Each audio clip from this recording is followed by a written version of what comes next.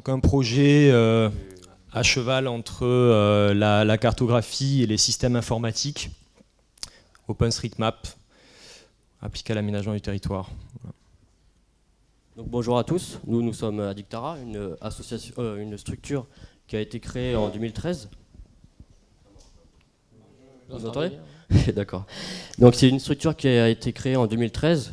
Donc nous on effectue pas mal de jardins potagers, notamment sur la Basse. On crée des jardins et également sur le château de l'Esparou. Mais aujourd'hui je suis venu vous parler concrètement de la cartographie collaborative et tout ce qui amène à l'aménagement du territoire. On a 3 grands projets pour Adictera cette année, notamment le WeGoWiz, le covoiturage d'événements. On veut créer également une cartographie, une plateforme cartographique pour recenser tout ce qu'il y a sur le département en termes d'écologie, l'artisanat, etc. Et également les friches. Un travail sur les friches, notamment sur Perpignan, pour pouvoir créer des jardins potagers et faire participer encore une fois les habitants.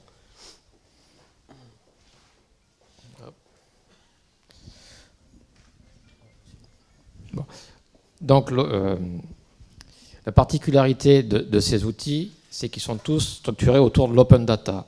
L'open data, c'est tout simplement, comme le nom l'indique, l'ouverture des données et la diffusion des données via des licences libres. Le plus connu, c'est la Creative Commons. Bon.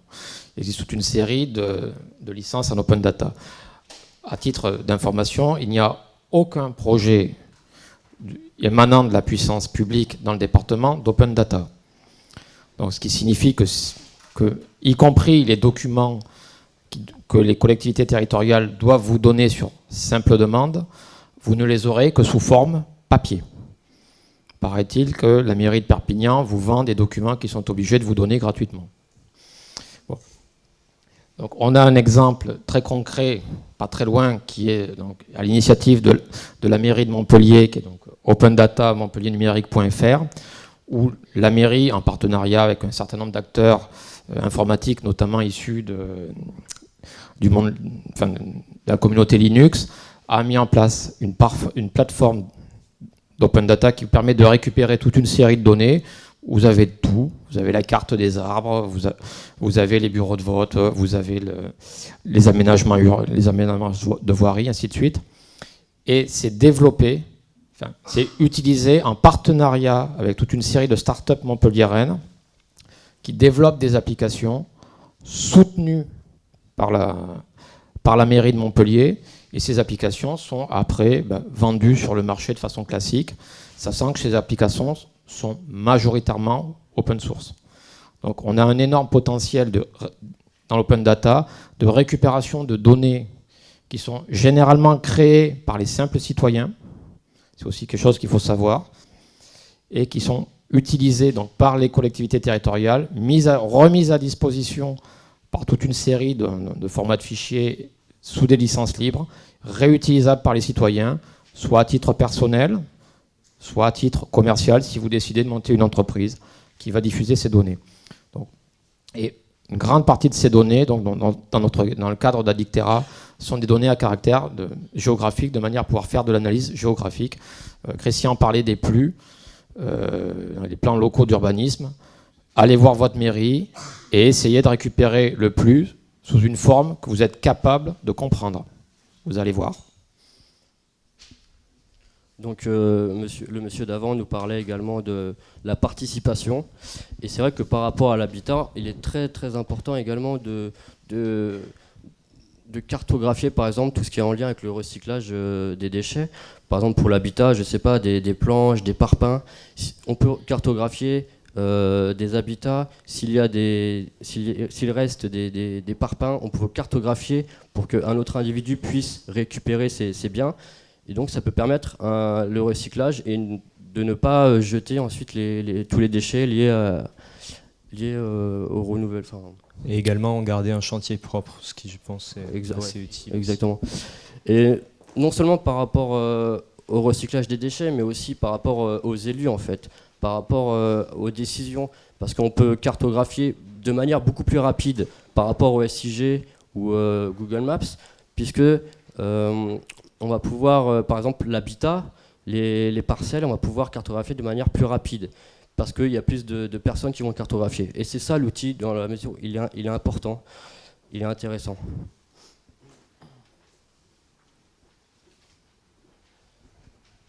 Et donc OpenStreetMap, ça a été créé en 2004, donc une dizaine d'années.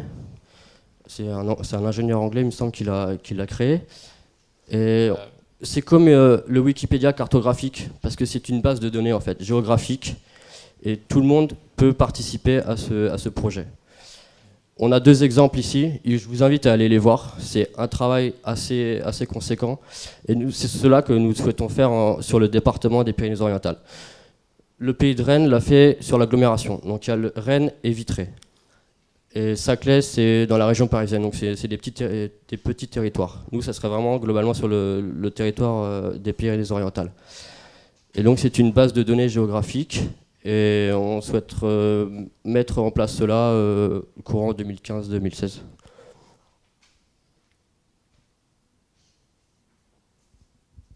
Donc, bon là, on a un petit souci d'accès Internet. Bon, on vous invite à aller faire un tour. En fait, c'est tout simplement un exemple de l'utilisation dans le cadre de l'habitat. Bon, alors, la carte, grosso modo, donc vous avez une carte de l'Aude avec un certain nombre de points, ce qu'on appelle des épingles dans la cartographie web, qui indiquent donc des zones d'habitat qui correspondent au projet du propriétaire du site web. On peut, en fait, tout simplement, soit dans une utilisation extrêmement basique que vous avez sûrement dû déjà voir, se contenter de dire j'ai une maison à vendre, je mets un point sur la carte, les gens savent où est la maison, peuvent se rendre sur le terrain et voir si ça leur plaît, ça leur plaît pas.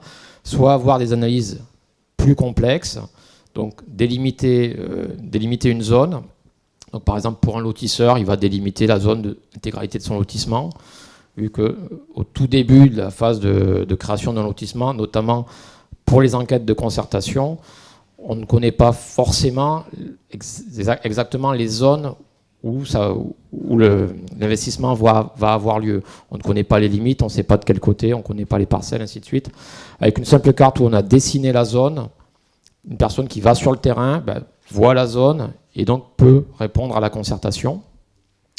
Où on peut avoir des cartes plus complexes avec, exemple tout bête, on va mettre un logement et tous les équipements et les commodités qu'il y a autour, les écoles, les commerces, les centres de soins si c'est des personnes âgées, ainsi de suite, avec des systèmes du fait de récupérer des données en open data, on peut récupérer facilement les données de vitesse de circulation. C'est-à-dire qu'on avait un exemple, malheureusement qui n'est plus en ligne, d'une application développée par une association qui est basée sur Montpellier, qui travaille avec la mairie.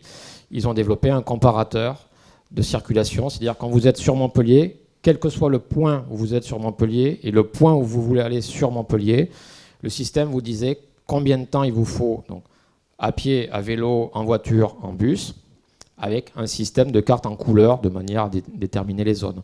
On peut imaginer ce type d'outil à partir justement de croisant toute une série d'informations prises en open data. N'importe qui peut participer à enrichir la base de données, soit directement via les outils comme OpenStreetMap, qui est une base de données mondiale, c'est quand même quelque chose qu'il faut prendre en compte, soit tout simplement, si l'application le permet, de rajouter vous-même dans l'application les outils. Merci. Vous avez encore d'autres choses à... Juste sans trop rentrer dans les détails comme ça. Très rapidement, voilà. Très rapidement, le travail d'Addictera sur l'application aujourd'hui part de la réutilisation d'un outil de covoiturage qui s'appelle WeGoWiz, qui est en cours de refonte, qui est disponible en ligne wegowiz.addictera.fr. C'est un travail qui est en cours, qui est très loin d'être fini, et qui doit devenir une plateforme beaucoup plus complète à terme, de type framework, pour ceux qui connaissent, qui devra intégrer donc des problématiques d'urbanisme, des problématiques d'agriculture, des problématiques d'habitat, ainsi de suite. Donc une plateforme beaucoup plus globale, open source. Donc si vous avez envie de contribuer, vous êtes les bienvenus. Si vous avez juste envie d'utiliser, vous êtes aussi les bienvenus. Si vous avez envie de faire un don, vous êtes aussi les bienvenus. Et rapidement, merci. Pour terminer, on va également organiser une présentation un peu plus élaborée sur la cartographie le 13 mai Donc ça sera également ici à l'atelier de journalisme à 16h pour en parler un peu plus sur voilà, ce que je vous disais précédemment sur la plateforme cartographique. Voilà. Et qui sera une présentation beaucoup plus technique. Merci.